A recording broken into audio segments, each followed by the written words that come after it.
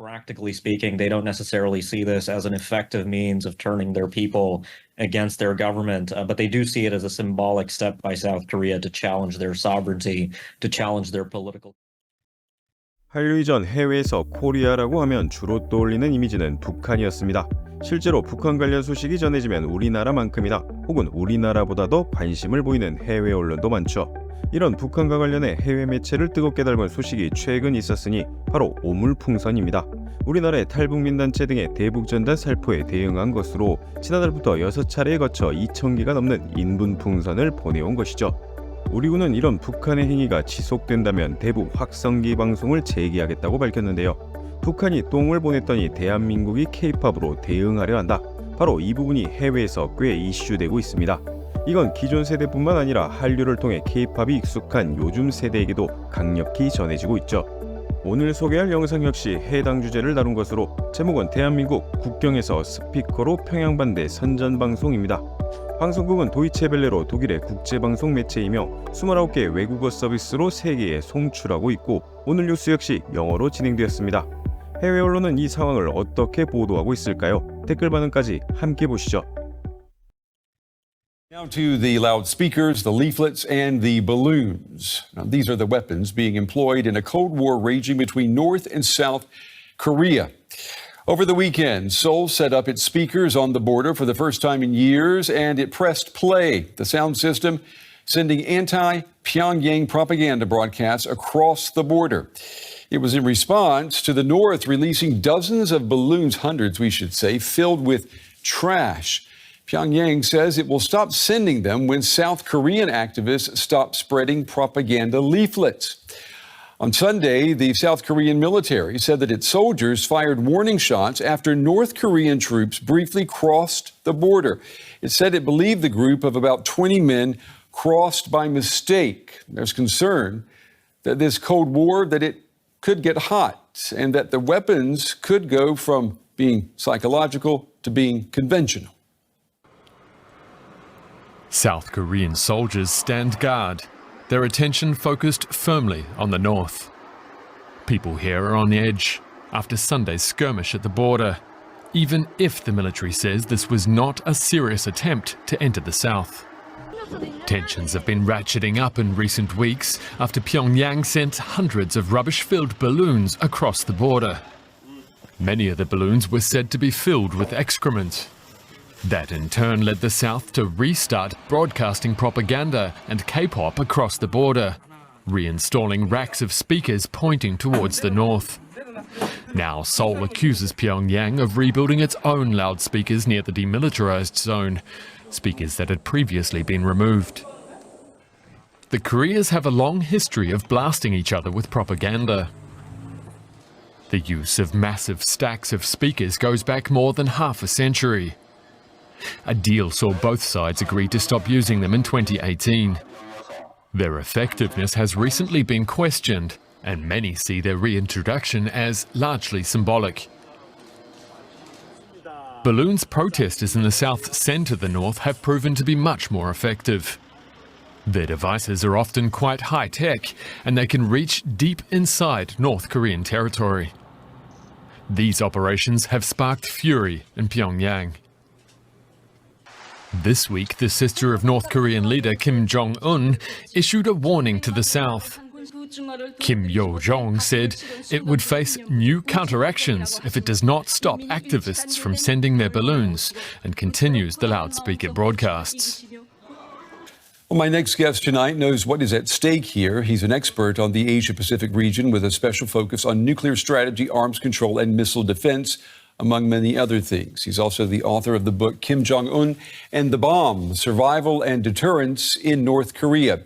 I'm happy to welcome to the show tonight Ankit Panda. He's a senior fellow in the nuclear policy program at the Carnegie Endowment for International Peace. Ankit, it's good to have you with us. Loudspeakers, balloons, troops getting lost. I mean, this sounds like a Cold War comedy, maybe a modern day episode of the Three Stooges. Why is all of this happening? That's right. I mean, we are seeing the resumption of a familiar dynamic between the two Koreas, one that in the past has led to an exchange of fire, and that remains a possibility here that this conflict could go from the realm of the psychological and the symbolic to the kinetic. And of course, the risk there is that things could get very quickly out of control. North Korea today is more confident than it has been in a number of years.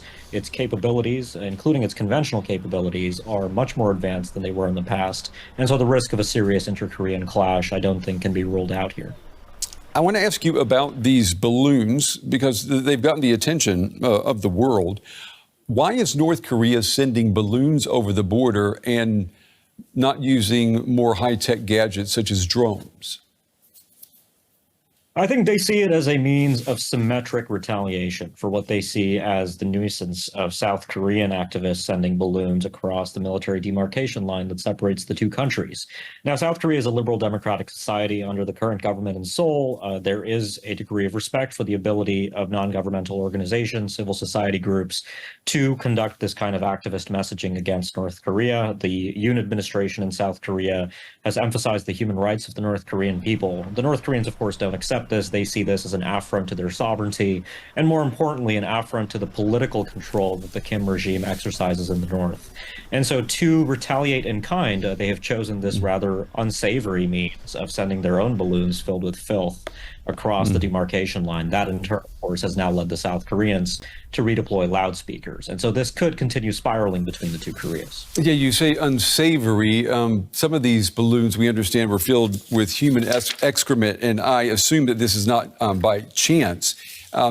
Is this a psychological warfare, tactic of psychological warfare? I mean, is this the regime giving a psychological middle finger to South Korea? South Korea, I want to ask you about these speakers. It's got these huge speakers along the border, blaring music and K-pop music on top of that against the regime in the north. Why does the leadership consider this to be a threat? The leadership in the north consider this to be a threat? I mean, I would think it would be more of a nuisance, particularly if someone was blaring K-pop music into my ears. I think it's a matter of respect and honor for the North Koreans. I think practically speaking, they don't necessarily see this as an effective means of turning their people against their government, but they do see it as a symbolic step by South Korea to challenge their sovereignty, to challenge their political control. And in essence, I think they see it as an assertion by South Korea of the superiority of its political system. The North Koreans, I think, cope with this inferiority vis-a-vis South Korea, which is a more successful country in pretty much every single measure you might imagine, with the exception of, I guess, possessing nuclear weapons. But the North certainly, I think, has treated this as a significant affront to the legitimacy of the Kim regime in the past. Notably in 2015, this was 댓글 반응은 어떨까요? 한국, 왜 나에게 풍선을 보내는 거야? 북한, 비웃음. 한국, 그렇다면 내 최신 K-팝을 들려주겠어. 북한, 아니야, 그건 아니야. 북한은 광고 없이 K-팝을 들을 수 있다. 북한에 있는 사람들이 모두 한국으로 넘어갈 때까지 트와이스와 방탄소년단 음악을 틀어주세요. K-팝을 좋아하지 않는 사람이 있을까? 한국은 풍선을 보낼 수 있습니다. K-팝 매거진으로 채워서 북한을 교육하세요. 서로 스피커를 통해 모욕하거나 K-팝을 퍼붓는다면 괜찮습니다. 하지만 북한의 배설물이 담긴 풍선은 기본적으로 생화학 무기입니다. 한국어 버전 아기상어를 1시간 동안 반복해서 틀어주세요. 해당 댓글은 2020년 미국 교도소에서 교도관이 수감자들을 빈방에 세우고 아기상어를 반복해 들려줬다가 고문이라며 기소되었던 사건을 빗대 말하는 것 같습니다. 실제 고문을 당한 수감자는 2022년 사망한 것으로 전해졌죠. 우리가 보기에 흥미로운 댓글만 가져왔을 뿐 해당 싸움이 웃기다 평가하는 이들도 또 이런 현상이 격화되지 않았으면 한다는 의견, 그리고 언뜻 보면 웃기지만 일반적인 도발 사태와 달리 누구도 죽지 않았다는 게 중요하다라는 의견도 있었습니다. 여러분은 이번 사태 그리고 해당 매체의 뉴스에 대해서 어떻게 생각하시나요? 영상을 시청해주셔서 감사합니다. 구독과 좋아요는 영상을 만드는 데 큰 힘이 됩니다.